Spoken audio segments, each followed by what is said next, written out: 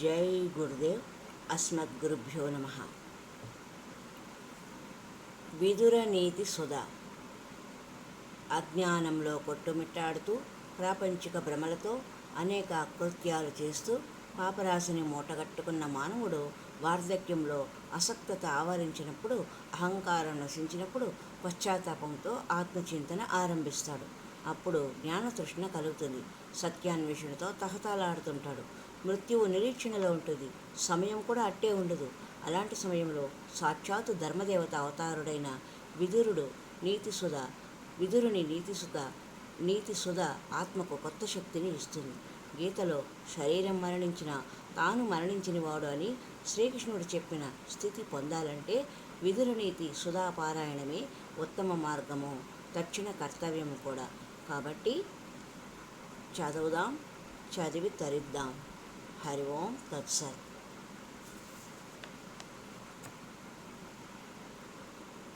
అపనీతం సునీతేన యోర్తం ప్రత్యానినీషతే మతిమాస్తాయ సుదృఢాం తదక పురుషవ్రతం. 7వ అధ్యాయం 53వ శ్లోకం. అన్యాయంగా పోయిన అర్థమును మంచి నీతితో, బుద్ధి బలముతో తిరిగి పొందగోరుట ఉత్తమ పురుషుల వ్రతము. అర్థము అంటే ధనము, కారణము, వస్తువు, కార్యం, ఇంద్రియాలతో గ్రహింపదగిన విషయము, శబ్దాదులు.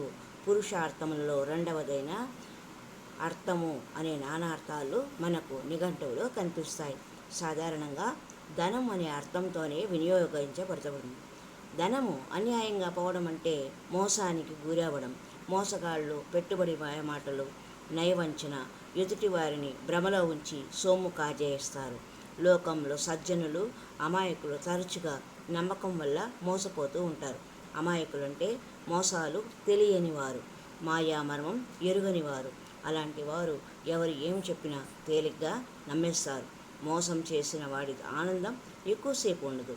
అనాయాసంగా వచ్చిన సొమ్ము కాబట్టి జల్సాలకు, దుర్వ్యసనాలకు ఖర్చు పెట్టేస్తారు. పట్టుబడతానేమోనని భయం కూడా వేగంగా ఖర్చు పెట్టిస్తుంది. సొమ్ము మోసం చేత పోగొట్టుకున్నవారు బహుకాలం దుఃఖిస్తారు. ఆ దుఃఖఘోష వ్యర్థం కాదు, శాపంలా మోసగాడిని వేధిస్తుంది, బాధిస్తుంది. అది మరో రూపంలో కలిగే నష్టం కావచ్చు, వ్యాధి రూపేణా కావచ్చు, ప్రమాదంలో తగిలే గాయాలు కావచ్చు. ఏదో రూపంలో బాధితుల ఉసురు తగలక మానదు. వర్తమాన ప్రపంచంలో మనకు ఇలాంటి సంఘటనలు కనిపిస్తూనే ఉంటాయి. ఒక సంఘటన గమనిద్దాం.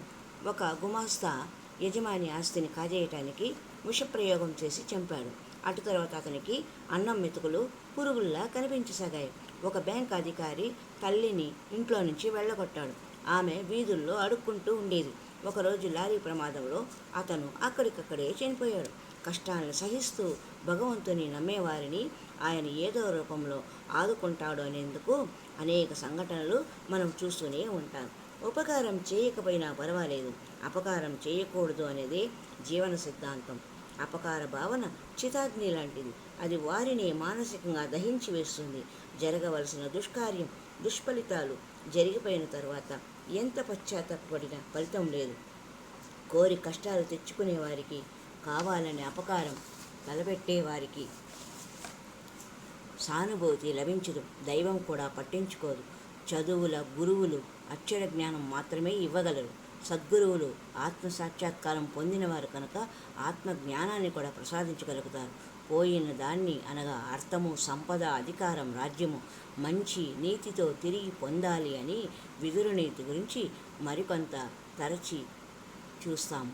పాండవులు శకుని కుట్ర, మోసం చేత అన్యాయంగా తమ సంపదనంతా కోల్పోయారు. స్వతంత్రాన్ని కూడా పోగొట్టుకున్నారు. అయినా నీతికి కట్టుబడి మౌనంగా ఓర్పుతో అన్నీ సహించారు. మహాశూరులైన పాండవులు వాస్తవానికి దుర్యోధనాదుల అవమానాన్ని నిండు సభలో భరించాల్సిన అవసరం లేదు. వారు అసహాయ శూరులు, కానీ నీతికి తలవంచారు. అనువుగాని చోట అధికులము అనరాదు అనే లోకోక్తిని వారు పాటించారు. యుద్ధరంగంలో బదులు తీర్చుకున్నారు. పోయిన రాజ్యశ్రీని తిరిగి సాధించారు. అందుకు భగవంతుడు వారికి పరిపూర్ణ సహాయం చేశాడు. లోకంలో మనకు చాలా సందర్భాలలో కష్టనష్టాలు కలిగించేవారు తారసపడుతూ ఉంటారు. వెంటనే మనం ప్రతిస్పందించి వారికి గుణపాఠం నేర్పేందుకు, ప్రతీకారం తీర్చుకునేందుకు ప్రయత్నిస్తే మనకు అండగా ఉండదలుచుకున్న భగవంతుడు వెనక్కు వెళ్ళిపోతాడు. అప్పుడు మనమే అన్నిటికీ బాధ్యత వహించవలసి ఉంటుంది.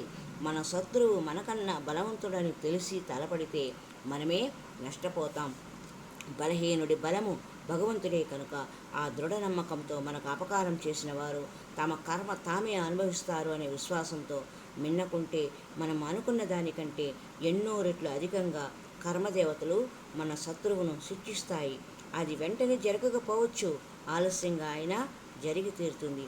మనకు అపకారం చేసిన వారు తగిన ఫలితాన్ని అనుభవిస్తున్నప్పుడు సంతోషంతో పొంగిపోకూడదు. నాకు అపకారం చేసినందుకు తగిన శాస్తి జరిగింది అనుకోవడాన్ని దైవము ఇష్టపడడు. నీ ప్రమేయము, నీ ఇష్టాయిష్టాలతో, సంతోష విచారాలతో ఎలాంటి సంబంధం లేకుండానే అన్నీ జరిగిపోతూ ఉంటాయి. నీ సంకల్ప వికల్పాలతో నిమిత్తం ఉండదు. నీవు మహాభక్తుడవు, సత్యవంతుడవు, నీతివేత్తవు అయినా సరే జరిగే కర్మల మీద నీకు ఎలాంటి అదుపు ఉండదు. వానలో ఉన్నవారంతా తడుస్తారు, కానీ కొందరే పిడుగు దెబ్బకి మరణిస్తారు. కర్మ విన్యాసాలు అలా ఉంటాయి.